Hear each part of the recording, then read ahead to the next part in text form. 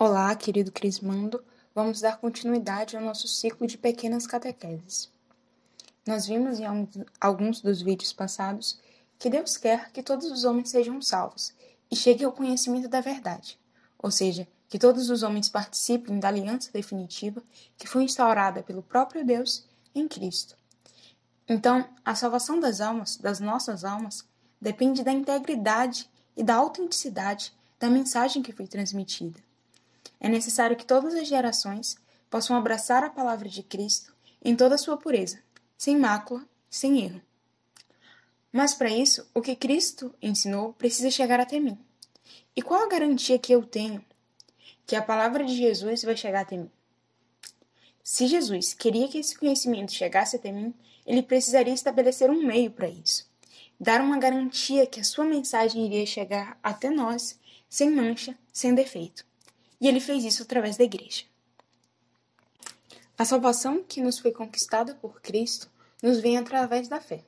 E a fé vem pelo ouvir, ou seja, pela pregação, como vai afirmar São Paulo lá na Carta aos Romanos.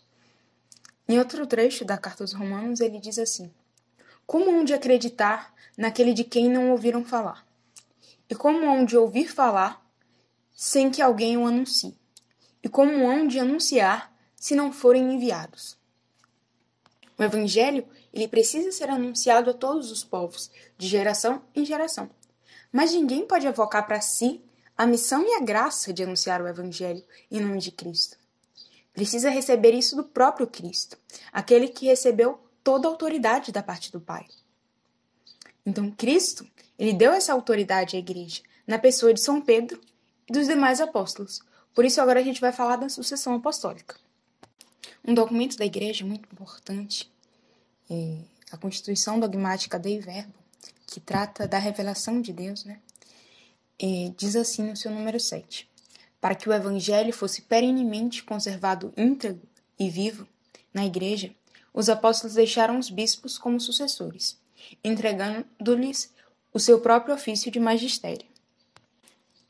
Os apóstolos receberam de Cristo a autoridade e poder para cumprir o ministério de pastorear os fiéis, ensinando e corrigindo, de lhes comunicar a revelação e anunciar o Evangelho no mundo inteiro, até o fim dos tempos.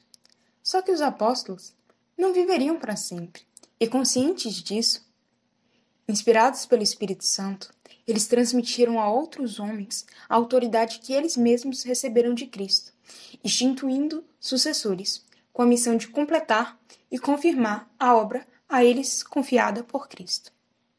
A primeira sucessão apostólica é relatada no capítulo 1 dos Atos dos Apóstolos, em que São Matias assume o lugar de Judas, que havia abandonado a fé, entregando-se ao desespero.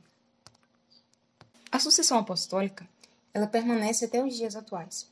Se nós formos olhar, por exemplo, o nosso bispo, Dom Zanoni, ele foi consagrado por um outro bispo, que por sua vez foi consagrado por outro bispo. E se a gente for voltando e vendo qual foi o bispo que consagrou tal bispo, que conferiu esse grau no sacramento da ordem, nós vamos chegar até os apóstolos. Outro ponto importante é que os sucessores dos apóstolos, além do carisma de ensinar, receberam também uma participação no sacerdócio de Cristo.